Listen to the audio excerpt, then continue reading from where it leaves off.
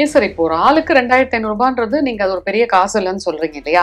அப்ப அங்க எத்தனை லட்சம் மக்கள் இருந்தாங்கன்னா அப்ப எவ்வளவு கோடி ரூபாய் செலவாயிருக்கும் சார்? ஆற்றல் மிக்க செயல் வீரர். ஸோ அதன் அடிப்படையில் 2500 ரூபாங்கிறதுலாம் ஒரு விஷயமே கிடையாது. காசு கொடுத்து நீங்க கேம்பெயின் பண்ணணுமா?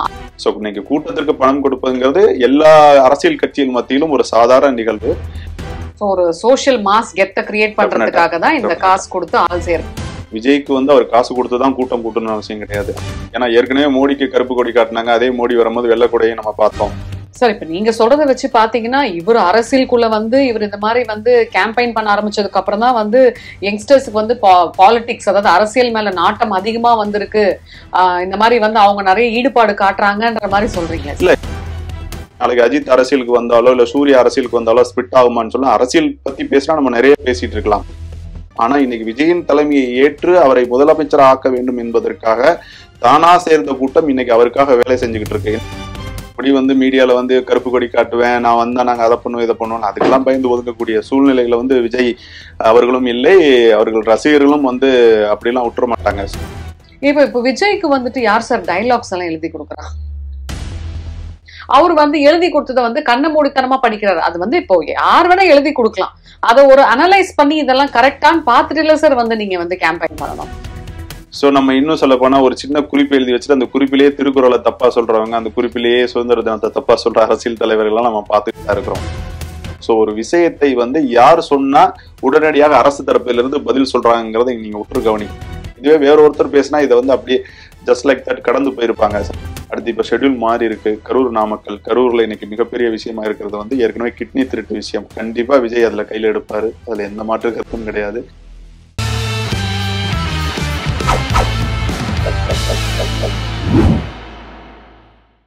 ஜெம் டிவி நேயர்களுக்கு வணக்கம். இந்த காணொலியில நம்ம கூட அட்வொகேட் ஜெகன் சார் இருக்காரு, ஹைகோர்ட் அட்வொகேட். வணக்கம் சார். வணக்கம் சார். ஆக்சுவலா அவரோட சொந்த தொகுதியிலேயே பிரச்சாரம் பண்ணிட்டு இருக்காரு, கேம்பெயின் பண்ணிட்டு இருக்காரு செந்தில் பாலாஜி. சோ ஒரு ஆளுக்கு 2500 ரூபாய் கொடுத்து ஆள் சேர்க்கிறதா சொல்லி பண்ணிக்கிட்டு இருக்காங்க. இது நீங்க எப்படி சார் பாக்குறீங்க?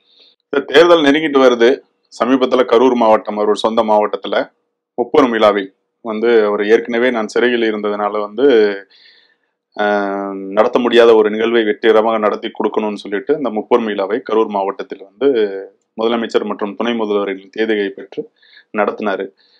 இருவரும் வரக்கூடிய ஒரு நிகழ்வை வெற்றிகரமாக நடத்தணுங்கிறதுக்காக முதலமைச்சர் பேசும்பொழுதே ஒரு ஆற்றல் மிக்க செயல் வீரர், என் பாசமிகு சகோதரன் பேசினாரு. ஸோ அந்த வார்த்தைக்கு இலக்கணமாக இருக்க வேண்டும் என்பதற்காக 1,00,000 நாற்காலிகள் போடப்பட்டு கிட்டத்தட்ட நிறைய மீடியால நம்ம பார்த்தோம், சோசியல் மீடியாஸ்ல பார்த்தோம், எல்லா நாற்காலிகளும் நிரம்பி இருந்தன. ஒரு சில மீடியாக்கள் சேர்கள்லாம் நிரம்பாமல் இருந்தனன்னு சொல்லிட்டு எல்லாம் விமர்சனம் சொல்லிட்டு இருந்தாங்க.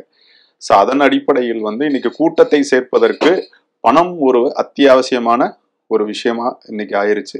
அதுக்கு முன்னோடியாக இருந்தவரே செந்தில் பாலாஜி தான். அவர் ஒவ்வொரு கூட்டத்தை கூட்டும் போதும் ஒரு வித்தியாசமான செயலை செய்வதாக அவர் செய்வாரு. ஏற்கனவே தேர்தல் கட்டங்களில் பெண்களுக்கு கொலுசு போன்ற வெள்ளி கொலுசு போன்ற பொருட்கள் எல்லாம் கொடுத்து தேர்தலில் வெற்றியை நிலைநிறுத்துவதற்காக செய்த ஒரு வித்தியாசமான ஆற்றல் மிக்க செயல் வீரர். ஸோ அதன் அடிப்படையில் 2500 ரூபாங்கிறதுலாம் ஒரு விஷயமே கிடையாது. ஸோ ஆற்றல் மிக்க செயல் வீரர் என்ற பேருக்கு உகந்தவராக தான் இருக்க வேண்டும் என்பதற்காகத்தான் செஞ்சிருக்கிறாரு. ஏன் சார் இப்போ ஒரு ஆளுக்கு 2500 ரூபான்றது நீங்க அது ஒரு பெரிய காசு இல்லைன்னு சொல்றீங்க இல்லையா?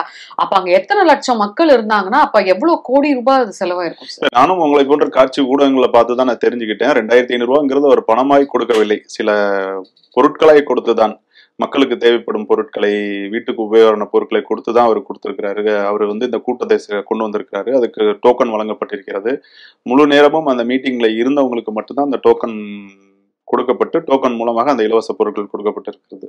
ஆக்சுவலா இப்படி ஆள் சேர்க்கணுமா சார்? காசு கொடுத்து நீங்க கேம்பெயின் பண்ணணுமா? அதுக்கு என்ன அவசியம்? தான் சார்ந்த கட்சியின் தலைமை வர்றாங்க, தலைமையில இன்னைக்கு முதலமைச்சரும் வர்றாரு, ஒரு துணை முதலமைச்சரும் வர்றாரு.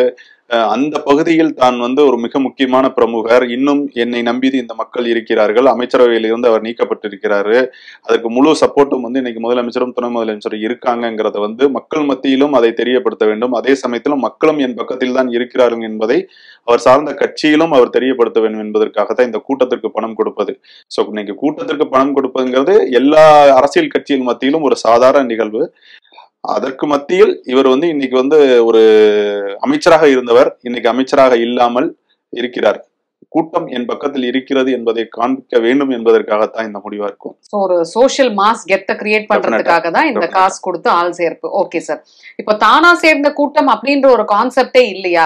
ஒருவேளை இப்ப விஜய் கூட வந்து அவரோட ரசிகர்களுக்கு வந்து காசு கொடுத்து கூப்பிட்டாரா, இல்ல அது தானா சேர்ந்த கூட்டம்? இல்ல, விஜய்க்கு வரும் கூட்டம் தானா சேர்ந்த கூட்டம் தான். ஏன்னா இன்னைக்கு ஒவ்வொரு இளைஞர்களும் வந்து இன்னைக்கு இந்த விஜய்க்கு சேரும் கூட்டம் வந்து இன்னைக்கு நேபாளத்துல ஒரு புரட்சிகரமான இயக்கம் சென்னிசட் உருவாகி இன்னைக்கு அந்த அரசையே மாற்றி இருக்கிறது போல ஒரு விஜய் மேல ஒரு அதீத பற்று. ஒரு குறிப்பிட்ட ஒரு 5-6 ஆண்டுகள்ல தான் இவ்வளவு பெரிய மாற்றங்கள் விஜய்க்கு வந்து ரசிகர்கள் பட்டாளம் வந்து இன்னைக்கு வந்து விஜய் வந்து முதல்வர், வருங்கால முதல்வர் விஜய் என்பது போன்ற ஒரு விஷயத்த வந்து இன்னைக்கு கொண்டு வந்திருக்காங்கிறது வந்து நம்ம பார்க்கணும். விஜய்க்கு வந்து அவர் காசு கொடுத்துதான் கூட்டம் கூட்டணும்னு அவசியம் கிடையாது. அவர் இந்த இடத்தில் தேர்தல் பரப்புரைக்காக வருகிறேன், இல்லை இந்த இடத்துல வந்து நம்ம மாநாடு நடத்த போறோம், ஒரு சாதாரண ஒரு நிகழ்வு, ஒரு ஒரு ஒரு குடும்ப நிகழ்வுக்கோ இல்ல ஒரு துக்க நிகழ்வுக்கோ அவர் வர்றாருன்னா அவரை பார்ப்பதற்கு வந்து எங்கெங்க இருந்தெல்லாம் வந்து இளைஞர்களும் சரி அவர் ரசிகர் பட்டாலும் சரி அவரை பார்ப்பதற்காக வந்துட்டு இருக்கிறாங்க. ஸோ அவர் காசு கொடுத்துதான் கூட்டணுங்கிற அவசியம் கிடையாது.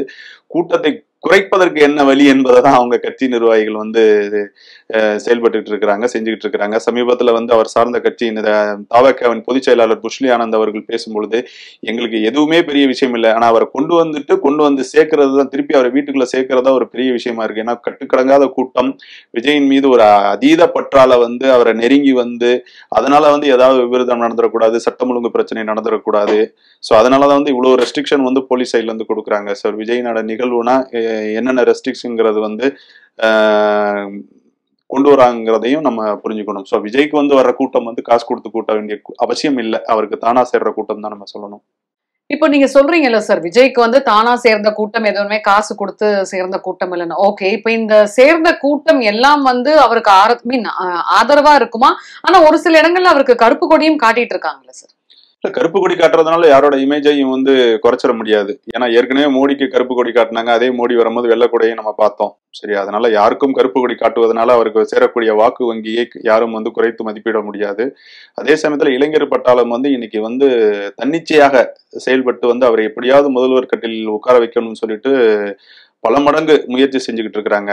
இன்னைக்கு சமீபத்துல வந்து அவர் முதல் முறையாக பரப்புரை மேற்கொண்ட திருச்சி மாவட்டத்திலும் சரி, அதுக்கப்புறம் நாகப்பட்டினம், திருவாரூர் மாவட்டங்களிலும் சரி, இப்ப ஷெட்யூல் மாறி இருக்கு. இந்த 27ஆம் தேதி திருவள்ளூர், பொன்னேரி, வடசென்னை மாவட்டங்களிலிருந்து அவர் வந்து பரப்புரை மேற்கொள்வதாக இருந்தது. அது வந்து ஏற்கனவே வந்து திட்டமிட்ட சில ஊர்களுக்கு வந்து கடும் டிராபிக்னால அவரை எல்லா இடத்தையும் ரீச் பண்ண முடியலைங்கிறதுக்காக 3 மாவட்டங்கள் கவர் செஞ்சதை வந்து 2 மாவட்டங்களா குறைக்கணும்னு சொல்லிட்டு அந்த ஷெட்யூல் அப்படியே மாத்தி இப்ப கரூர் அண்ட் நாமக்கல் அவங்க பிளான் பண்ணியிருக்கிறாங்க. ஸோ அவரோட பேச்சிலையும் நிறைய மெச்சூரிட்டி தெரியுதுங்கிறதான் நம்ம பார்க்கணும். ஏன்னா முன் காலத்துல வந்து சும்மா சாதாரணமாவே அவர் பேசினாரு, பாசிச பாஜகன்னு சொல்லுவாரு, நம்மளோட எதிரி கட்சி திமுகன்னு சொல்லுவாரு. இன்னைக்கு திமுக செய்யக்கூடிய விஷயங்களை வந்து இன்டெப்தாவே போய் மக்கள் கிட்ட கொண்டு போய் சேர்க்கிறாரு. எவ்வளவோ அரசியல்வாதிகள் இதை பத்தி பேசினாலும் ஒரு ரசிகரா, அதாவது ஒரு நடிகராக இருந்து இன்னைக்கு தாவகின் தலைவராக தன்னை உருவப்படுத்திக்கிட்டு இருக்கும் விஜய் சொல்லும் போது நிறைய இளைஞர்கள் மத்தியில கொண்டு போய் சேர்க்குது. இன்னும் சொல்ல போனா வந்து நிறைய கேலி கிண்டலுக்கு உட்பட்டு தான் இருக்காரு. ஏன்னா இவர் வீக்கெண்ட் பொலிட்டிஷியன் சொல்றாங்க.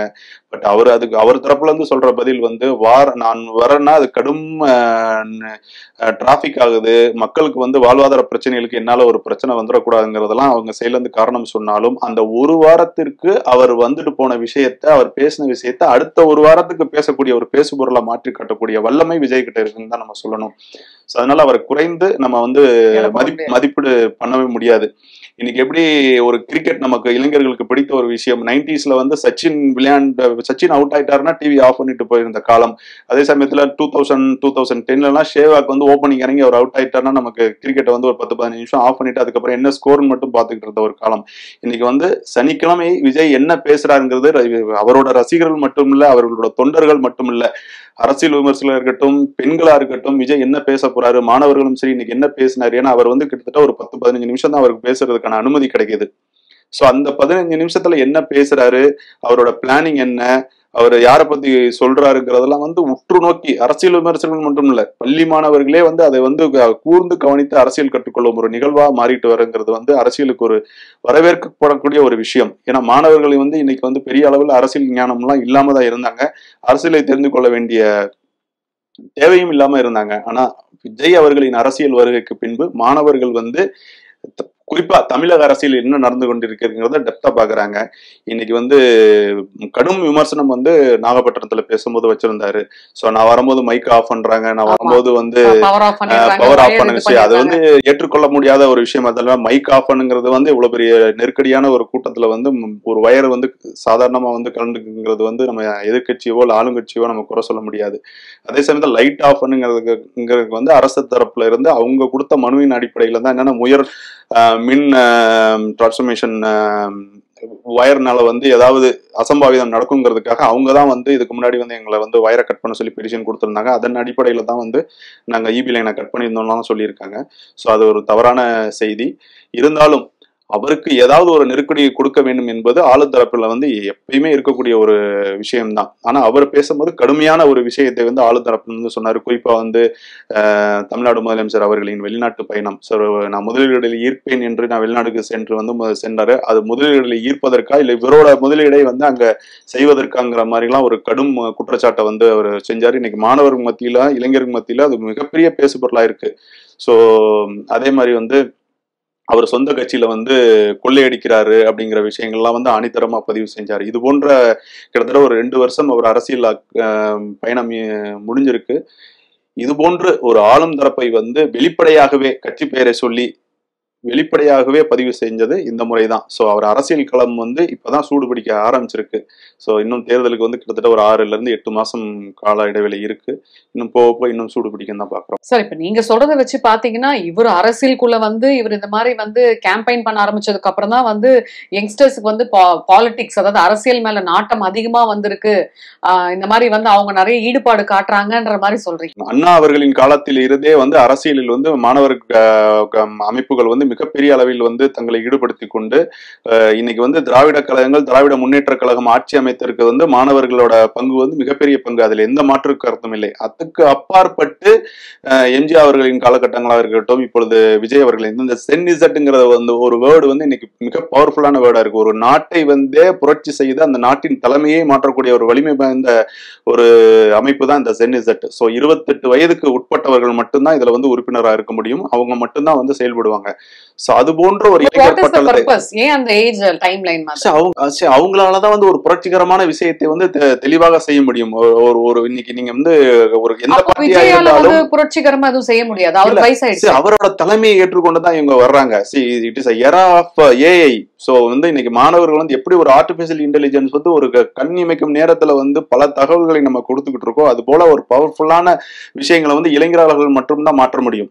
சோ அந்த விஷயத்தை தான் இன்னைக்கு வந்து விஜய் அவர்களின் தலைமையின் கீழ் வந்து இன்னைக்கு இளைஞர் பட்டாளம் இருக்கு. அதுக்காக வந்து நாளைக்கு அஜித் அரசியலுக்கு வந்தாலோ இல்ல சூர்யா அரசியலுக்கு வந்தாலோ ஸ்பிட் ஆகுமான்னு சொல்ல அரசியல் பத்தி பேசினா நம்ம நிறைய பேசிட்டு இருக்கலாம். ஆனா இன்னைக்கு விஜயின் தலைமையை ஏற்று அவரை முதலமைச்சர் ஆக்க வேண்டும் என்பதற்காக தானா சேர்ந்த கூட்டம் இன்னைக்கு அவருக்காக வேலை செஞ்சுக்கிட்டு இருக்கு. ஏன்னா இன்னைக்கு வந்து அரசியலில் கலைஞர் மற்றும் ஜெயலலிதா மறைவுக்கு பின் அரசியல் வந்து ஒரு வெற்றிடமாக இருந்தது.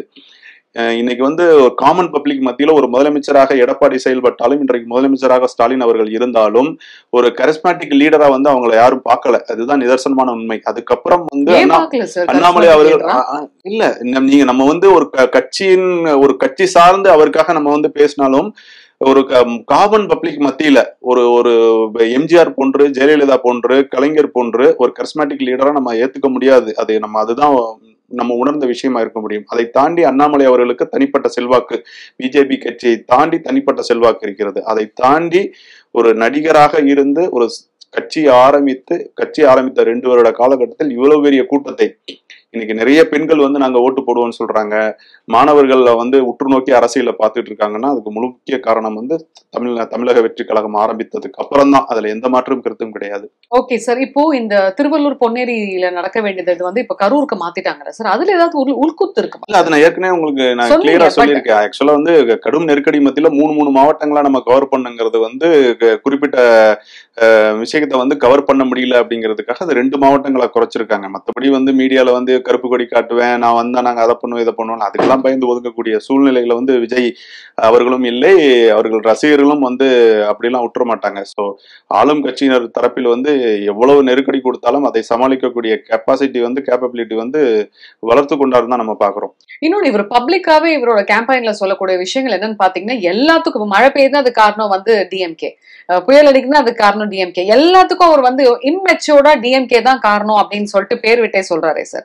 வயர் அறந்து போச்சு, இப்ப பவர் இல்ல, எல்லாத்துக்கும் வந்து ஆளும் கட்சியோட சூழ்ச்சி அப்படின்றாரே சார். இல்ல, ஏன்னா அவருக்காக விதிக்கப்படும் நிபந்தனைகள் தான். அவர் கூட்டத்துக்கு வர முன்னாடி அவர் பேசும்போதே தெளிவா சொல்லியிருக்கிறாரு, நான் இப்படிதான் கையை தூக்கணும், நடக்கக்கூடாது, வண்டியை விட்டு வெளியில வரக்கூடாதுங்கிற நிபந்தனைகளை விதிக்கும் போது ஒரு மனுஷனுக்கு பாக்குறதெல்லாம் அரண்டவனுக்கு இருந்ததெல்லாம் பேய்ங்கிற கதை தான். சோ வந்து ஒருவேளை கரண்ட் போனா இவங்க தான் காரணமா இருக்கலாம், டிராபிக் நெருக்கடி. அவர் ஏற்கனவே வந்து நாகப்பட்டினத்துல பண்ணும்போது ஆம்புலன்ஸ் உள்ள வந்தது, அதுதான் எடப்பாடி அவர்கள் பரப்புரையின் போது ஆம்புலன்ஸ் உள்ள வந்தது. ஏன்னா நல்லா புரிஞ்சுக்கோங்க, ஒரு ஷெட்யூல் நம்ம பண்றோம்னா நம்ம குறிப்பிட்ட அந்த பகுதியை நமக்கு வந்து தேர்தல் பரப்புரை பண்ணுவதற்காக நமக்கு வந்து ஒதுக்கி இருந்தாங்கன்னா குறிப்பிட்ட கால நேரத்துக்கு வந்து நம்ம வந்து டிராபிக்கை வந்து ரெகுலேட் பண்ணி கொடுக்கணுங்கிறது காவல்துறைக்கு உள்ள ஒரு விஷயம். சோ அந்த கூட்டத்துக்குள்ள ஆம்புலன்ஸ் வர்றதுங்கிறது கண்டிப்பா நம்ம ஆர்டிபிஷியலா இருக்குங்கிறது ஒரு சாதாரணமா நம்ம புரிஞ்சுக்கக்கூடிய நிகழ்வு. சோ ஏதாவது ஒரு வகையில் அவர் பொதுமக்களுக்கு இடையூறு ஏற்படுத்தும் விதத்தில் இவர்கள் செயல்படுகிறார்கள். அதுக்கு பாத்தீங்கன்னா நம்ம சிஎம் ஸ்டேட்மெண்ட் அது மாதிரி இருந்தது. திமுக வந்து எந்த வகையிலும் பொதுமக்களுக்கு இடையூறு செய்யாத ஒரு இயக்கம் சொல்லி ஸ்டேட்மெண்ட். சோ இது வந்து ஆர்டிபிஷியலா உருவாக்குற ஒரு விஷயம் தான். சோ அதனால வந்து அவர் பேசுறதுல எந்த தவறும் கிடையாது. சார், இப்ப ஆரம்பத்துல வந்து அவர் கட்சிக்குள்ள வர போறதுக்கு முன்னாடி சீமானோட தான் அவர் நிறைய டிராவல் பண்ணி நிறைய விஷயங்கள் வந்து அவர் கத்துட்டு இருந்தாரு இல்லையா? இப்ப சடனா பாத்தீங்கன்னா சீமான் கூட இல்லாம இவர் தனியாவே வந்து நல்ல ஒரு மெச்சூர்டான ஒரு டாக்ஸ வந்து கொடுத்துட்டு இருக்காரு. சோ இவங்க ரெண்டு பேத்துக்குள்ள ஏதாவது உள்குத்து இருந்து அது பிரச்சனையாயிடும். சீமான் அவர்கள் பேசும்போது அவர் வந்து நிறைய பேட்டிகளை சொன்னாரு, தம்பி என்கிட்ட நிறைய அரசியல் சம்பந்தமாக பேசியிருக்காரு, தம்பி நம்மளும் வந்து டிராவல் பண்ண போறோம், அதெல்லாம் வந்து வருது. காலப்போக்கில வந்து இவரோட கட்சி ஆரம்பிக்கும் போது ஒரு கொள்கை தலைவர்களாக அம்பேத்கர், காமராஜர், பெரியார் அவர்களை ஏற்றுக்கொண்ட பொழுது பெரியாரிசமுக்கும் எனக்கும் எதிர் துருவங்களாக நாங்கள் இருக்கிறோம் சொல்லிட்டு பெரியாரை பத்தி நிறைய எதிர்கருத்துக்கள் எல்லாம் வந்து சீமான் அவர்கள் தெரிவித்தார். அதன் அடிப்படையில் வந்து பெரியாரை கொள்கை தலைவராக ஏற்றுக்கொண்டவரோட நான் பயணிக்க முடியாதுன்னு சொல்லிட்டு சீமான் அவர்கள் தான் விலகி செல்றாங்க. அதன் அடிப்படையில் இவரோட கொள்கைகள்ல ஒரு உறுதியா இருக்கிறதுனால ரெண்டு பேருக்கான கூட்டணிக்கான வாய்ப்பு வந்து ரொம்ப நெருங்கி வந்த வாய்ப்பு வந்து விலகி போனதான். பெரியாரோட இதுக்கு அகைன்ஸ்டா பேசினாரு சீமான். சோ அந்த ஒரு பர்టిక్యులர் ரீசனாலதான் ரெண்டு பேருமே வந்து விஜய் தரப்புல இருந்து அதுக்கான பதில் எதுவும் கொடுக்கல. ஆனா சீமான் தரப்புல இருந்து நீ பெரியாரை கொள்கை தலைவராக ஏத்துக்கிட்டதுக்கு அப்புறம் உன்னோட கொள்கையை நம்ம ஏத்துக்க முடியாது, உன்னோட சேர்ந்து பயணிக்க முடியாது அப்படின்னு சொல்லிட்டு நீயா நானா பாப்போம் அப்படிங்கிற மாதிரியான விஷயங்கள்லாம் வந்து சீமான் அவர்கள் பேசியது நம்ம நிறைய பேட்டியில பார்த்தோம். இப்ப விஜய்க்கு வந்துட்டு யார் சார் டைலாக்ஸ் எல்லாம் எழுதி கொடுக்குறா? இல்ல, விஜய்க்கு வந்து அவரோட கட்சியிலேயே ஜான் ஆரோக்கியசாமி இருக்காரு. சோ அவர் வந்து கண்டென்ட் நிறைய எழுதி கொடுக்க வாய்ப்புகள் இருக்கிறது. சோ அவரோட நிறைய இம்ப்ரூவ்மெண்ட் இருக்கு நம்ம பார்த்திருக்கோம். ஆரம்ப கட்டத்தில் அவர் பேசிய பேச்சுக்கள், ஏன்னா ஒரு ரசிகர்களுக்கு என்ன பிடிக்குமோ அதே மாதிரிதான் அவரோட டைலாக் டெலிவரி, மாடுலேஷன் எல்லாமே இருந்தது. இப்போ ரொம்ப மெச்சூர்டாவே இருக்காரு. இன்னைக்கு வந்து பொதுமக்களுக்கு என்ன பிடிக்கும், மக்களுக்கு என்ன பிடிக்கும், மாணவர்களுக்கு என்ன பிடிக்கும், அதே சமயத்துல வந்து பெண்களுக்கு என்ன பிடிக்குங்கிற வகையில வந்து அவரோட பேச்சுல எல்லாம் வந்து சமீபத்தில் நடந்த தேர்தல் பரப்புரைகள் வந்து நிறைய வித்தியாசத்தை பார்ப்பீங்க. அவர் முதல் மாநாடா இருக்கட்டும், இரண்டாவது மாநாடா இருக்கட்டும், அதுக்கப்புறம் இப்ப நடக்கக்கூடிய தேர்தல் பரப்புரைகள் எல்லாம் வந்து அவரோட பிரசன்டேஷனே ரொம்ப அருமையா இருக்கு. ஸோ குறிப்பிட்ட கால இடைவெளிகள் 15 நிமிஷத்துக்குள்ள அவர் என்ன சொல்ல வர்றாரோ அதை தெளிவா சொல்றாரு, ஆணித்தரமா சொல்றாரு. ஸோ இன்னும் போக போக அவரோட மெச்சூரிட்டி லெவல், அவரோட பேச்செல்லாம் இன்னும் வந்து ஒரு முழு நேர அரசியல்வாதியாக, பழுத்த அரசியல்வாதியாக இருக்கும். 15 நிமிஷத்துக்கே இவங்களால பதில் சொல்ல முடியல. இன்னும் தேர்தல் நெருங்க நெருங்க அவர் பேசக்கூடிய வாய்ப்புகள் நிறைய இருக்கும், பேசக்கூடிய நேரங்கள் அதிகமாகும்.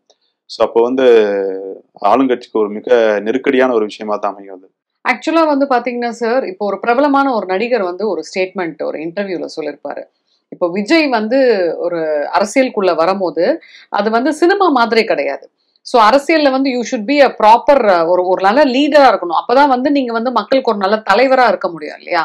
அவர் வந்து எழுதி கொடுத்ததை வந்து கண்ண மூடித்தனமா படிக்கிறாரு. அது வந்து இப்போ யார் வேணா எழுதி கொடுக்கலாம். அதை ஒரு அனலைஸ் பண்ணி இதெல்லாம் கரெக்டான்னு பார்த்துட்டு இல்ல சார் வந்து நீங்க வந்து கேம்பெயின் பண்ணணும். ஒரு கேம்பெயின்ல வந்து அவர் சொல்லக்கூடிய ஒரு வார்த்தை என்னன்னு பாத்தீங்கன்னா, ஒரு ஃபேமஸான போயட்டை எழுதினதோட பேரு வந்து ஒரு ஆர்த்தர் பேர் சொல்லிருப்பாரு, தப்பான ஒரு பேர். சரி, நினைவாற்றல் என்பது எல்லாருக்கும் ஒரே மாதிரி இருக்காது. சீமான் அவர்கள் வந்து பேச்சு திறமையால் வந்து இன்னைக்கு கட்சியை வளர்த்திருக்கிறாரு. அது மாதிரிதான் அண்ணாதுரை அவர்களும் பேச்சு திறமையால் வளர்த்தாங்க. சோ நம்ம இன்னும் சொல்ல போனா ஒரு சின்ன குறிப்பு எழுதி வச்சுட்டு அந்த குறிப்பிலேயே திருக்குறளை தப்பா சொல்றவங்க, அந்த குறிப்பிலேயே சுதந்திர தினத்தை தப்பா சொல்ற அரசியல் தலைவர்கள்லாம் நம்ம பார்த்துட்டு தான் இருக்கிறோம். சோ ஒரு குறிப்பு எழுதி கொடுக்கும் கண்டென்ட் ரைட்டர்ஸ் வந்து சில நேரங்களில் தவறு செய்வதே அவங்க ஃப்ளோல பேசக்கூடிய வாய்ப்பு. ஏன்னா எல்லாமே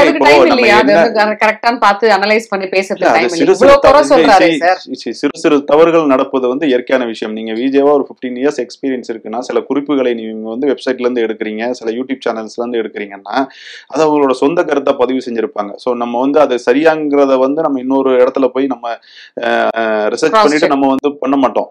ஸோ நம்ம வந்து அந்த தேவையான குறிப்புகளை வந்து நம்ம பேசுவோம். அது நம்பிக்கையின் அடிப்படையில் உள்ள விஷயம். அந்த சின்ன சின்ன தவறுகளை வந்து இனிவரும் காலங்களில் அவர் சரி செய்யறாருங்கிறதான் பார்க்கணும். அதை தான் நான் சொல்றேன். அவரோட முதல் மாநாடு, 2வது மாநாடு, முதல் தேர்தல் பரப்புரை, 2வது தேர்தல் பரப்புரையில அவரோட பேச்சுக்கள், அவரோட பதிவு செய்யக்கூடிய கருத்துக்கள் எல்லாம் நிறைய மெச்சூரிட்டி தெரியுதுங்கிறத நான் இங்க சொல்றேன். சார், இப்போ நாகப்பட்டினமா இருக்கட்டும், திருச்சியா இருக்கட்டும், இந்த 2 இடத்துலயும் வந்து பாத்தீங்கன்னா விஜய் வந்து அந்தந்த மாவட்டத்துல இருக்கக்கூடிய பிரச்சனையை வந்து அந்த பிரச்சாரத்துல பேசியிருப்பாரு இல்லையா?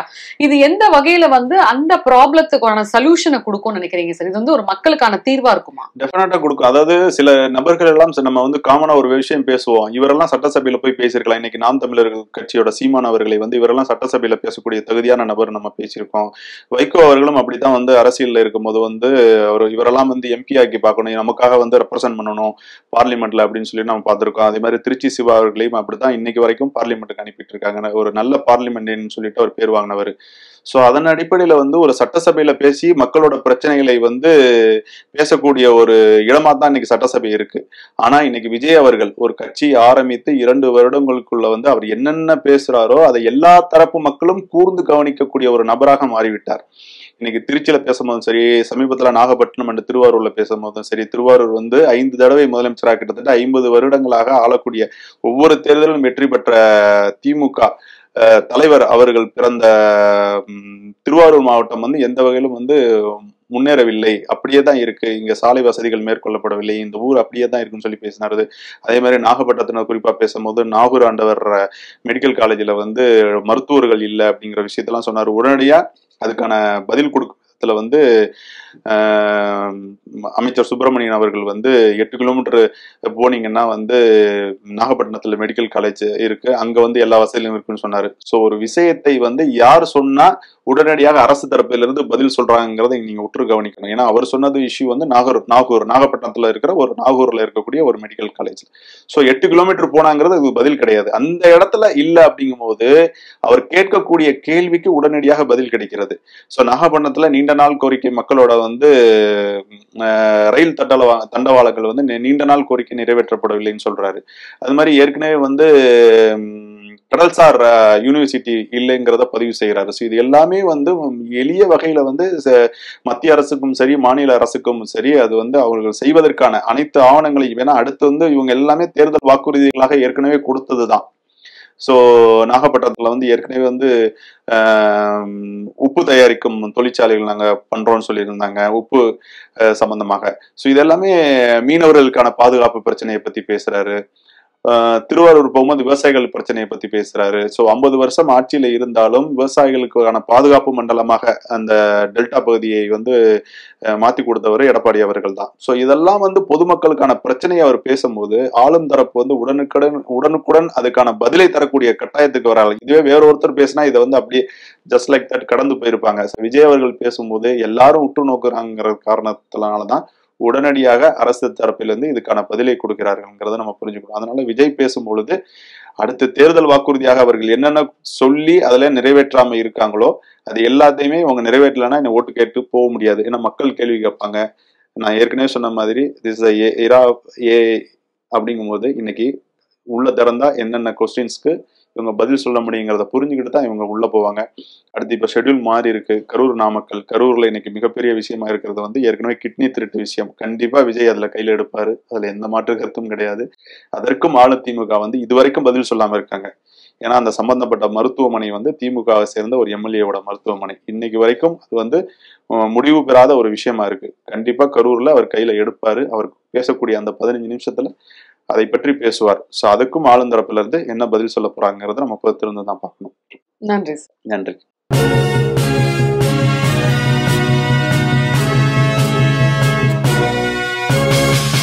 உடனுக்குடன் அப்டேட் தெரிந்து கொள்ள ஜெம் டிவி தமிழ் ஆப்பை இன்ஸ்டால் செய்யவும்.